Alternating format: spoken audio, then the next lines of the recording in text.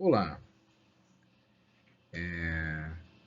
essa é a apresentação do meu trabalho de conclusão da matéria Governança em Redes, do professor Dr. Marco Pinheiro da Silveira, e eu sou Jean Liberato, aluno do mestrado acadêmico do programa de pós-graduação em administração de empresa da USCS. Bom, hoje nós vamos falar sobre o estudo desenvolvido ao longo do semestre, onde nós estudamos a partir do livro Governança de Redes, né, do Paulilo, Sacomano e Garcia, e onde eles fazem um estudo aprofundado, né, da governança de forma muito detalhada, trazem teorias muito importantes para o tema e fazem uma abordagem interessante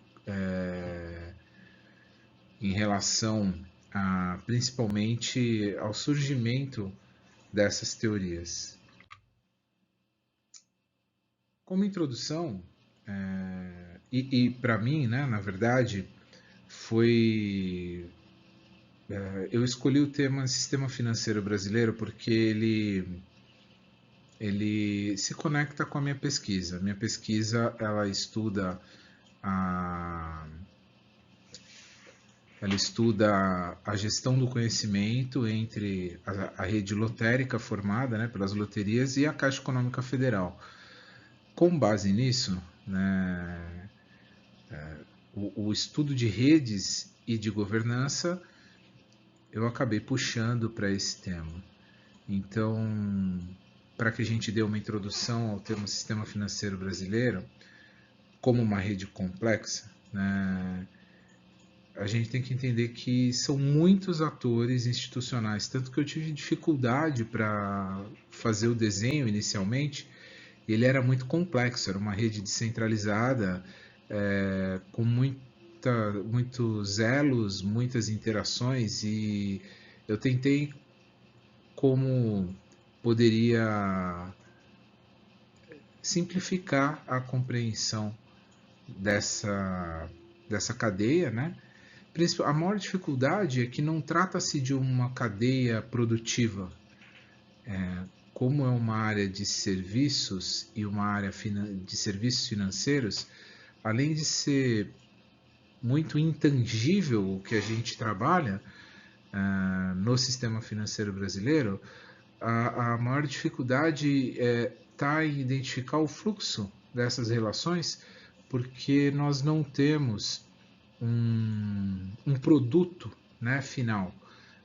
Existem relações, existem contratos, existe confiança, porém não existe, por exemplo, um fluxo de matéria-prima passando pelo processamento, pelo processo de melhoria contínua e uma entrega de um produto final para um consumidor ou para um grupo de consumo.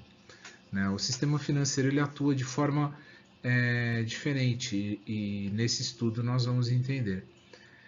Então, em relação ao funcionamento, né, o sistema financeiro ele é muito normatizado, né, ele tem ali uma percepção nítida da governança contratual, pois existe uma regulamentação, existe normas dos bancos, normas internas, normas do sistema, e é muito coordenado, né, pelo Banco Central, pelas autoridades, pelas próprias organizações que compõem o sistema financeiro. Então, a Febraban exerce um papel preponderante, e por baixo da Febraban ainda tem a autorregulamentação do sistema exercida por um órgão, uma agência chamada Ambima, mas está abaixo ali da Febraban. E aí você tem toda uma relação de confiança, adaptabilidade, adaptação.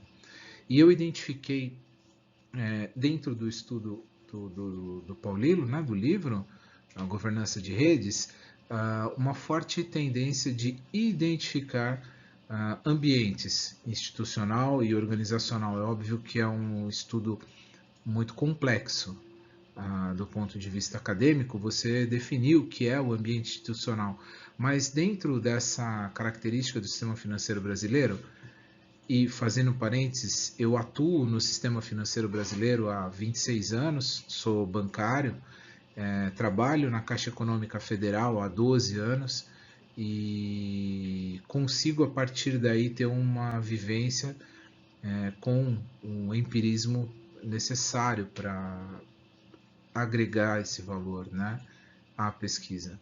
Então aí nós, na verdade, temos dois ambientes: o ambiente institucional, que formula e regulamenta o sistema, e o ambiente organizacional, onde o sistema acontece, onde opera, os serviços são prestados, as relações são dadas, os elos, né, se comunicam. De acordo com o conceito de governança de redes do Paulillo, né, a governança ela tem uma finalidade de função, de uma ação adaptativa de governar as relações complexas. Ela não é o governo, mas ela exerce uma forma de governar essas relações. Aonde? Numa rede. Essa rede ela se organiza, emerge, né? Ela supera o pensamento, aquela dicotomia mercado-firma. Na verdade, as relações ocorrem em muitos níveis e com muitas origens, né? E aí nós temos as questões, nós temos as origens multidisciplinares apontadas muito bem pelo Paulillo, pelos autores, né, da obra, onde você percebe a influência da economia, da ciência política e da sociologia na governança em redes. Então, a governança é exercida sob a influência de teorias multidisciplinares. Você não vai ter apenas um pensamento normativo, jurídico, por exemplo, mas sim o impacto político que uma tomada de decisão vai ter numa relação.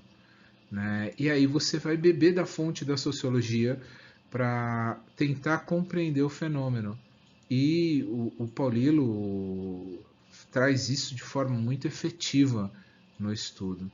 Né? E aí nós podemos evidenciar aí um foco na percepção de cooperação, de confiança e de interdependência como pilares, né, da governança de redes. Bom, aqui está a minha obra-prima. Quem viu o primeiro modelo, né, do desenho, que foi uma proposta do professor Marco, que nós fizéssemos um estudo sobre um desenho da cadeia do sistema financeiro, de cada área, e prestando atenção nos colegas, desenvolvendo, né, as suas cadeias, a cadeia logística, a cadeia do café, a cadeia da cana-de-açúcar, e interagindo com os demais pesquisadores, né, que ali estavam comigo,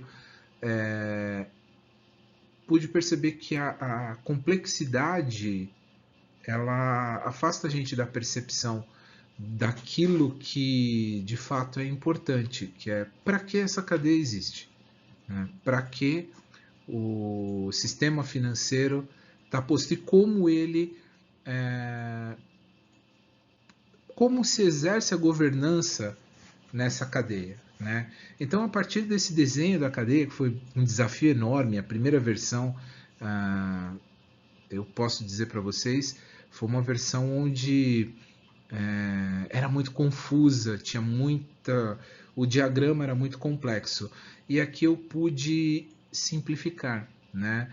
Então, para que a gente tenha uma noção, né, do que é essa cadeia, então nós temos aqui na parte de cima o ambiente institucional, de acordo com os fundamentos aí que nós estamos estudando. E ele é composto por aqueles atores que visam regulamentar, supervisionar. A influência deles não é que está acima, mas é que está do ponto de vista de confiança, né? tentando trazer uma confiabilidade para esse sistema, que é complexo. E o primeiro ator é o governo federal, que ele não está dividido aí em poderes, tá? É de forma ampla mesmo. O poder executivo, o poder legislativo, o poder judiciário, eles compõem o governo federal, o órgão do Estado brasileiro, né? E por que o governo federal? Porque o poder legislativo, ele cria, ele legisla a regulamentação, né? O poder executivo, como o nome diz, executa, mas através de quem, né? Através do Banco Central. E o poder judiciário, ele vai balizar essas relações. Quando ocorrer alguma quebra de confiabilidade, o poder judiciário é utilizado. Mas aqui para nós o mais importante é entender o papel do governo de forma ampla, como origem dessa regulamentação e o que traz para nós a governança contratual, né? E o exercício do Banco Central como um órgão de comunicação entre esse exercício do governo federal como Estado, normatizador, e o Banco Central, ele, a partir de então, ele regulamenta, ele supervisiona a ação do mercado, do sistema financeiro brasileiro, né? Então aí nós temos as setas, né, de fluxo apontando sempre para a direita do quadro, justamente porque, partindo do governo federal com a sua interdependência relacional com o Banco Central, o Banco Central ele leva para todo o sistema, ele pode até receber informações, mas não há uma interrelacionalidade, tá? A relação não é de duas mãos, né? Ele demanda realmente o sistema, mas ele não é dono do sistema, isso a gente vai ver embaixo, tá? Então, passamos para a regulamentação, chegamos na FEBRABAN. A FEBRABAN, ela é um órgão que representa todos os bancos brasileiros, né? Então, em muitos aspectos, nos aspectos negociais com a categoria bancária, por exemplo, né, que são os trabalhadores do ramo, ou com os governos, sejam eles estaduais, municipais ou federal, né? Então a FEBRABAN ela exerce de fato o papel de órgão representativo institucional das empresas, dos bancos, né? E aí ela está no ambiente institucional. E temos como complemento desse ambiente a autorregulamentação. O sistema financeiro brasileiro ele não tem só a regulamentação do Estado, ele tem a regulamentação das próprias instituições, né? Dos bancos, cooperativas, fintechs e tudo mais. Então, essa autorregulamentação passa por agências, por organismos que surgem para trazer maior confiabilidade no sistema, além da legislação. Então, vocês podem ver que é um sistema muito complexo. Eu trouxe essa relação de que não é hierárquica, tá? Vamos entender que essa relação é horizontal, ela só está posta dessa forma para haver uma percepção de que existe um ambiente institucional, assim como existe um ambiente organizacional, né? E aí nós temos, a partir da esquerda para a direita, eu já vou explicar o porquê, né? Os bancos, sejam eles privados ou públicos, e a Caixa Econômica Federal. Vale a pena fazer um adendo à diferenciação entre a Caixa Econômica e os demais bancos, né? A Caixa Econômica é um banco público. A Caixa Econômica é um banco público, mas ela tem uma característica diferente, por isso do nome dela, Caixa Econômica, e não Banco Caixa Econômica. A característica da Caixa Econômica é como formuladora e executora de políticas financeiras sociais. Então, é o único banco do sistema que realmente tem como finalidade a atuação social. Por isso, ela é um banco que tem uma diferenciação. Como banco público, nós podemos citar o Banco do Brasil, que é efetivamente um banco comercial. Podemos citar o BNDES, que é efetivamente um banco estatal de desenvolvimento. Ele recebe recursos com a finalidade de desenvolvimento, investir em obras de infraestrutura, por exemplo. E temos os bancos privados, né? Bradesco, Itaú, Santander, que atuam na competitividade, na competição entre eles e todo o sistema, buscando, obviamente, o lucro, né? E abaixo, né, nesse quadro abaixo, eu coloco atores importantes que fazem parte do ecossistema, né, que são as agências bancárias, as lotéricas, que são objeto do meu estudo, correspondentes bancários de forma ampla, por exemplo, mercados que atuam recebendo boletos ou depósitos, próprias agências do correio já foram correspondentes bancários do Banco do Brasil, né? Os funcionários, que são atores importantíssimos, funcionários sejam bancários, sejam das lotéricas, sejam dos correspondentes, né? Sistemas e serviços que compõem uma gama. Então, isso é um pacote de meios, né? Podemos dizer, além de termos atores, né, agentes, nós temos também meios, né? Os sistemas, os serviços, eles são meios. No meio do caminho aqui nós temos as cooperativas. As cooperativas, elas funcionam de forma diferente dos bancos, elas não visam lucro, elas distribuem o resultado financeiro entre seus cooperados e atuam de forma semelhante, servindo o sistema financeiro. E aí muda um pouquinho a nomenclatura, mas a finalidade dos meios e agentes ali são parecidas, como, por exemplo, os pontos de atendimento seriam as agências. Aí, correspondentes, eles têm correspondentes também financeiros, que atuam como correspondentes das cooperativas, funcionários, fornecedores, sistemas e serviços.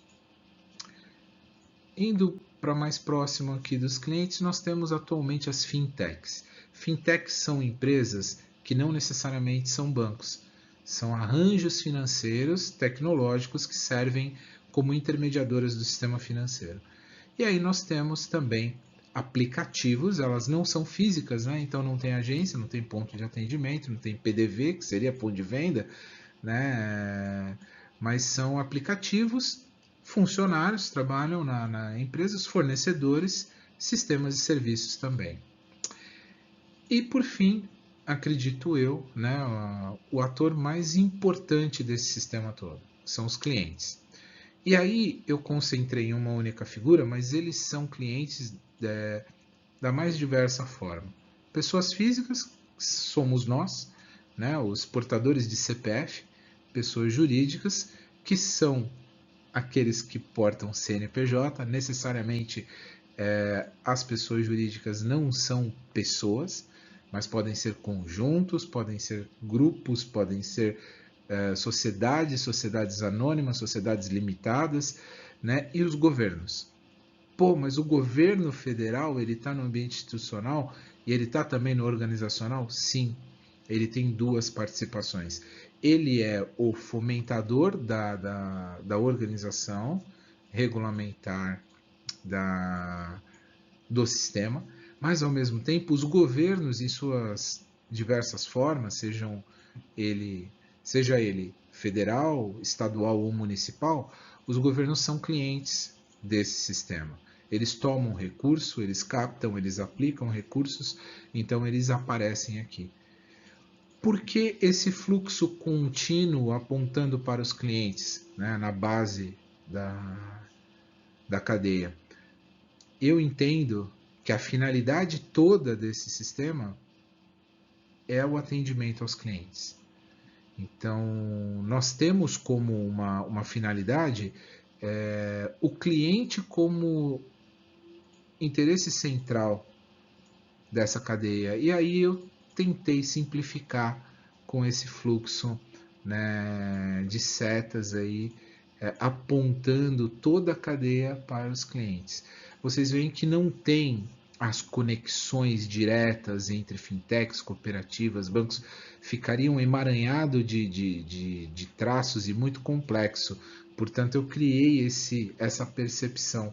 O cliente, pessoa física, pode ser cliente de banco, de cooperativa e de fintech ao mesmo tempo. Ele pode ter um aplicativo, pode ser portador de uma conta numa agência. E é isso, essa cadeia então foi desenhada dessa forma. Eu vou tentar ser um pouco mais breve porque já passaram 20 minutos. E as características, né? Então, como características, nós temos a interdependência, né? Então, a conexão entre o Banco Central, as instituições, os canais, os clientes. Então, há uma interdependência nessa cadeia.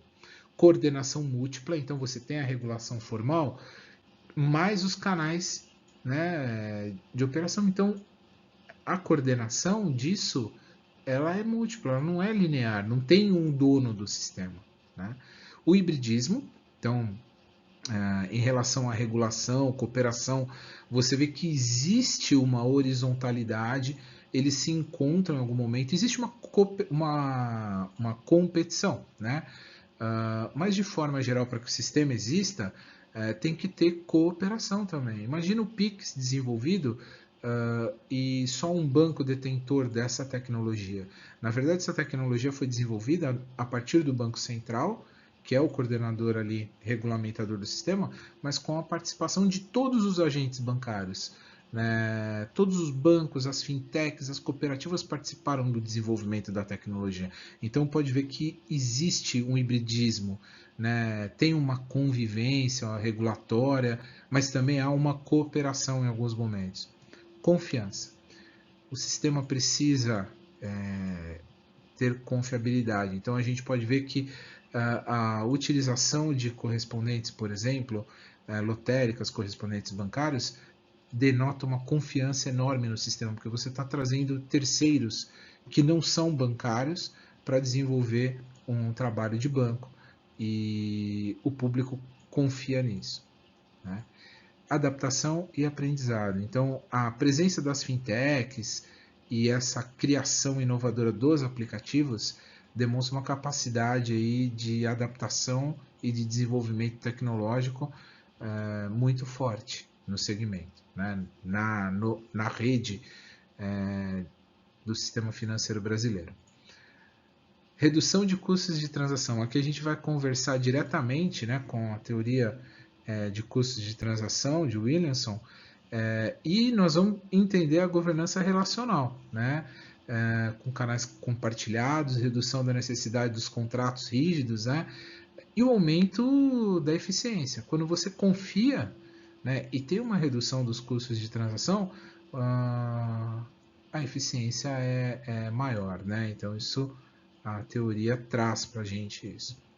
Normatização e flexibilidade, né? Então a governança institucional impõe regras, então nós temos aí, na verdade,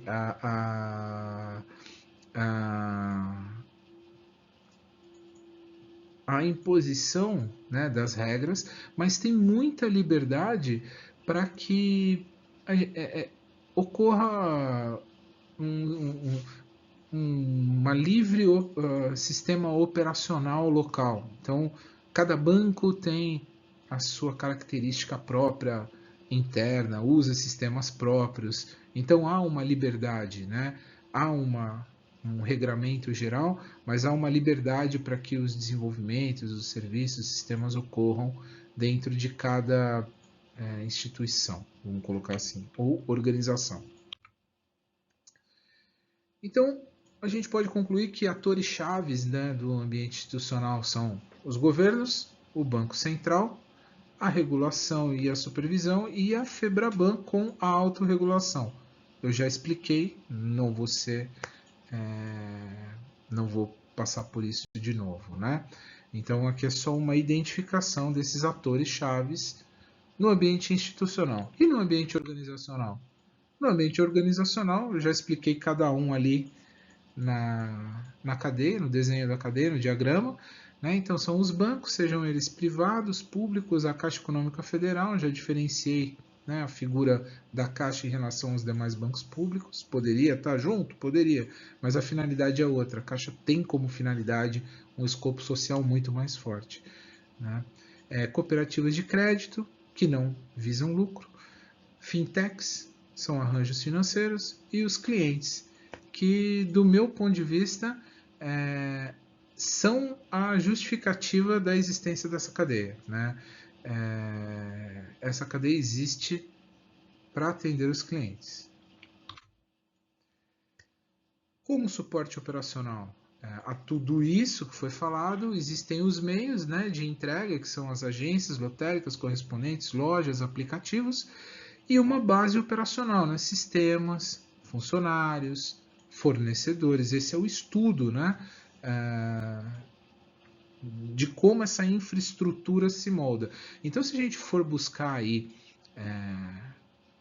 o pensamento da redução de custo, ou até mesmo em cima da teoria de custos, né, de Williamson, a gente vai ter a terceirização, a quarteirização, porque você reduz o custo operacional terceirizando infraestrutura, suporte operacional, mas aí também você tem uma questão da confiabilidade.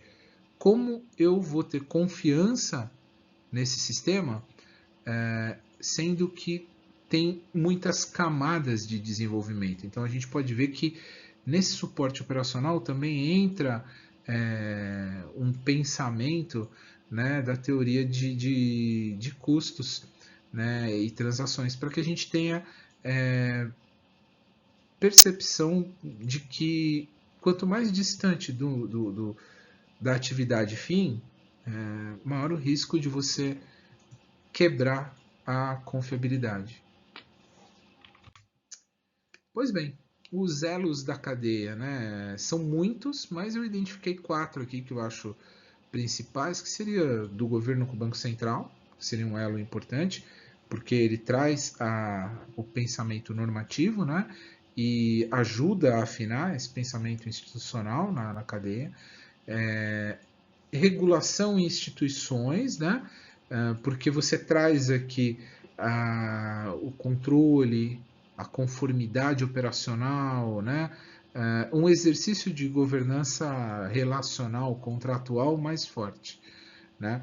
A Febraban e os bancos, por que a Febraban ela tem essa horizontalidade? Ela, na verdade, é o braço dos bancos no ambiente institucional, né? Ela representa, de fato, é praticamente um sindicato patronal, né? Mas ela vai além, ela é um braço político, é um braço social, é um braço tecnológico de desenvolvimento.